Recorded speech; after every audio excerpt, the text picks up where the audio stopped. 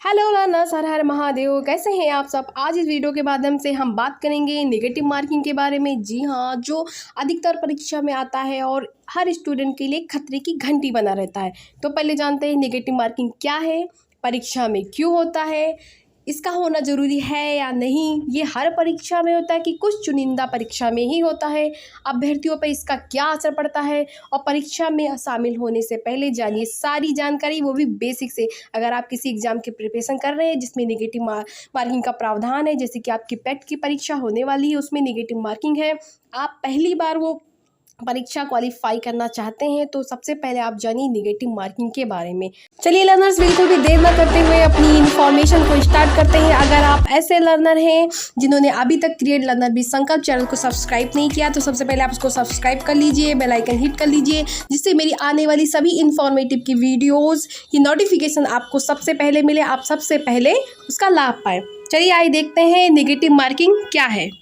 Negative marking नाम से ही अर्थ निकलता है, ये कुछ नकारात्मक प्रभाव छोड़ता है। तो आइए देखते हैं ये परीक्षार्थियों पर, अभ्यर्थियों पर कैसे अपना नकारात्मक प्रभाव छोड़ता है। मान लीजिए आप किसी परीक्षा में बैठे हुए हैं और वो परीक्षा आपकी 100 नंबर की है। आपने 100 नंबर परीक्षा पूरी क्वेश्चन को अटेम्प्ट कर लिया है, सारे क्वेश्चन अटेम्प्ट कर लिए हैं। कुछ उसमें से सही हैं, कुछ उसमें से गलत हैं। तो जो आपके सही हैं उन पे आपको उसके नंबर दिए जाएंगे, पर जो आपके गलत हैं वो नंबर कटने के साथ साथ आपके जो सही नंबर मिले उनमें से भी आपके नंबर काट लिए जाएंगे। आइए समझते हैं कुछ इस तरह से। लेकिन उससे पहले हम समझते हैं कि नेगेटिव मार्किंग 1/4, 1/2 यानी 1/4 और 1/2 क्या है। जैसा मैंने कहा आपको बेसिक से जानकारी मिलेगी, तो यहाँ पे हम बेसिक से ही स्टार्ट करते हैं। यहाँ पर आप देख रहे हैं कि 2 एप्पल हैं।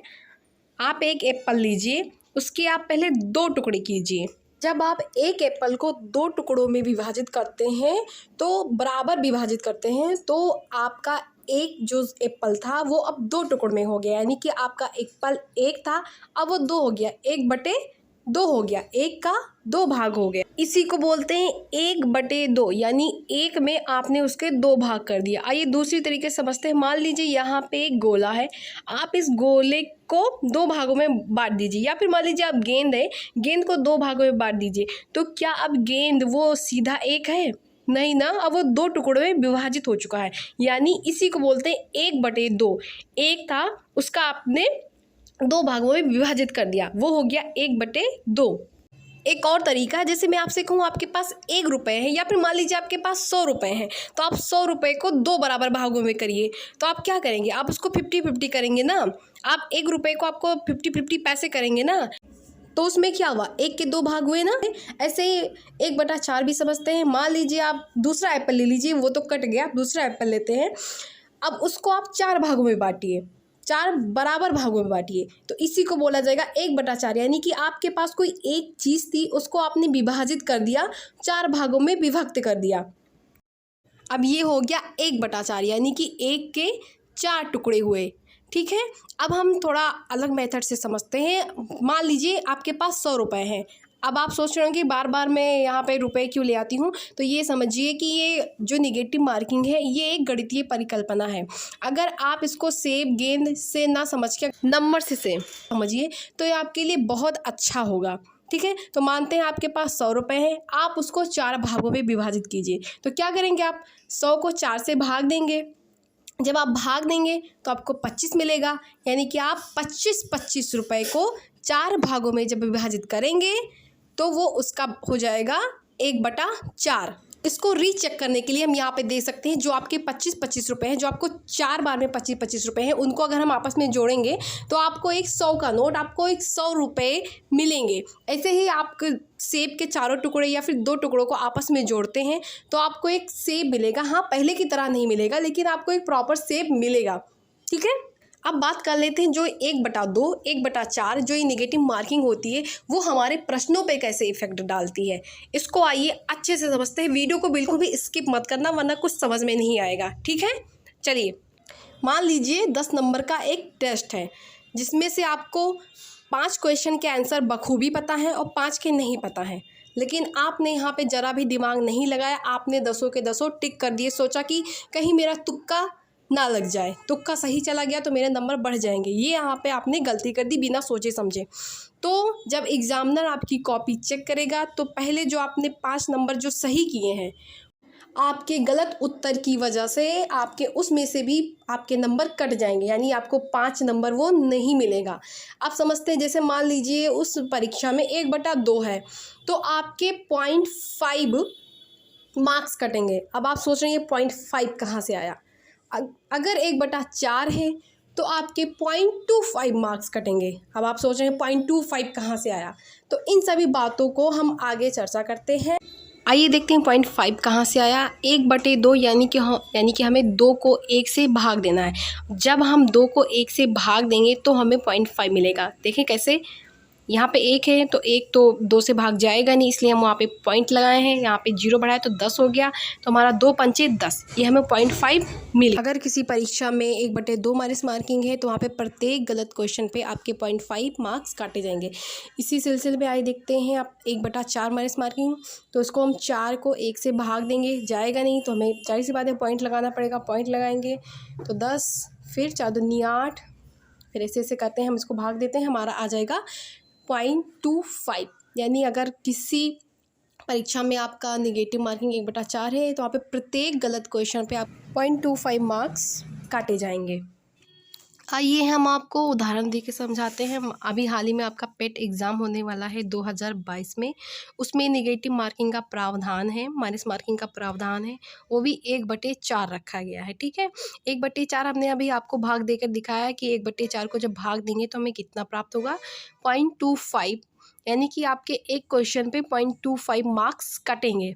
ठीक है, आइए देखते हैं। मान लीजिए आपकी परीक्षा 100 नंबर की है, जो कि हाल ही में परीक्षा होने वाली जो पेट वो 100 नंबर की ही है, जिसमें से आपको 60 क्वेश्चन आते हैं। मतलब 60 में से कुछ ऐसे हैं जो आते हैं, नहीं भी आते हैं, मतलब तुक्का के बेस पे आपका सही भी हो सकता है, और 40 ऐसे क्वेश्चन हैं जो आपको बिल्कुल नहीं आते हैं। आप उसको बिल्कुल भी टिक नहीं करेंगे, गोला नहीं भरेंगे, आप उसको छोड़ देंगे, 40 क्वेश्चन को बिल्कुल भी टच नहीं करेंगे। अब इन 60 क्वेश्चनों में से हमें ये देखना है कि हमें कितने क्वेश्चन मेरे सही गए। तो मान लीजिए 60 में से मेरे 40 क्वेश्चन एकदम सही गए, ठीक है, और फिर मेरे जो हैं 20 क्वेश्चन वो डाउट में थे, और डाउट में थे वो गलत भी चले गए। ठीक है, मान लीजिए गलत चले गए।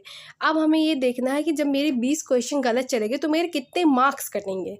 ठीक है, आपके जो 40 हैं उसी में से वो मार्क्स काटे जाएंगे, आपको जो 40 नंबर में से मिलेंगे मार्क्स उसी में से काटे जाएंगे। देखते हैं, जैसे आपका एक क्वेश्चन गलत है तो आपके 0.25 मार्क्स काटे जाएंगे।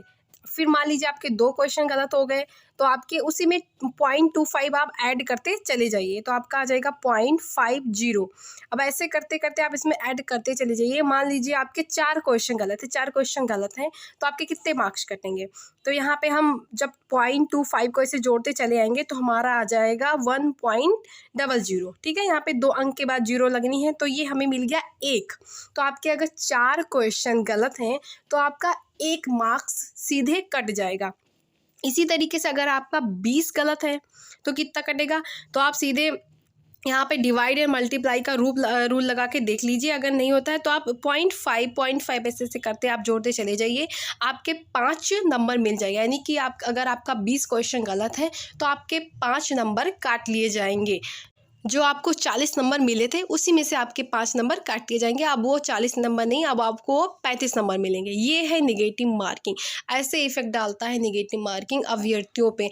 यानी आपको 40 मिले थे लेकिन आपकी लापरवाही की वजह से, आपने जो गलत टिक कर दिया उसकी वजह से आपके 40 में से भी आपके नंबर वो हैं कट गए। अब ये जानना है कि क्या ये नेगेटिव मार्किंग का प्रावधान हर परीक्षा में होता है, तो ऐसा नहीं है। ऐसी परीक्षाएं जिसमें सीट की अपेक्षा 1000 गुना 100 गुना अपेक्षा ज़्यादा अभ्यर्थी फॉर्म भरते हैं, या फिर उसकी गुणवत्ता बहुत ही ज़्यादा अच्छी क्वालिटी की हमें मतलब अभ्यर्थी को चूज करना रहता है, तो वहाँ पे माइनस मार्किंग की व्यवस्था रखी जाती है। कुछ एग्ज़ाम में होते हैं, सारे एग्ज़ाम में नहीं होते हैं, और जिसमें 1/2 माइनस मार्किंग रखा जाता है उस परीक्षा का जो लेवल होता है बहुत हाई होता है, उसकी गुणवत्ता उसकी क्वालिटी भी बहुत हाई होती है। आई होप लर्नर्स आपके सभी डाउट क्लियर हो गए हैं। अगर आपके मन में दिमाग में थोड़ा सा भी डाउट है तो आप अपने डाउट को कमेंट बॉक्स में ड्रॉप कर दीजिए, मैं उसका सल्यूशन वीडियो के माध्यम से या फिर आपको बाय रिप्लाई आपको दे दिया जाएगा। अगर आप एक ऐसे लर्नर हैं जो पेट एग्ज़ाम की तैयारी कर रहे हैं, पेट एग्ज़ाम को क्वालिफाई करना चाह रहे हैं, तो आप पहले इस चैनल को सब्सक्राइब कर लीजिए, बेल आइकन हिट कर लीजिए, क्योंकि मेरी आने वाली जो वीडियो है वो करंट अफेयर्स के ऊपर होने वाली है, जो पेट एग्ज़ाम के लिए बहुत ही महत्वपूर्ण है। और हिंदी की कुछ प्रैक्टिस है, जो महत्वपूर्ण श्रृंखला हिंदी की और करंट अफेयर की महत्वपूर्ण श्रृंखला इसी चैनल पे आने वाली है। अगर आप बेल आइकन हिट करेंगे तो नोटिफिकेशन आपके पास पहुंच जाएगी। आप अपनी प्रैक्टिस कीजिए, एक अच्छे वे में अपनी प्रैक्टिस कीजिए और पेट एग्ज़ाम को क्वालिफाई करिए। All the best learner from my side. मिलते हैं अपनी नेक्स्ट वीडियो में करंट अफेयर, हिंदी, DI, इन सभी क्वेश्चन के साथ और प्रीवियस ईयर के क्वेश्चन पेपर के एनालिसिस के साथ। ठीक है, तब तक के लिए bye, take care, thank you so much learners.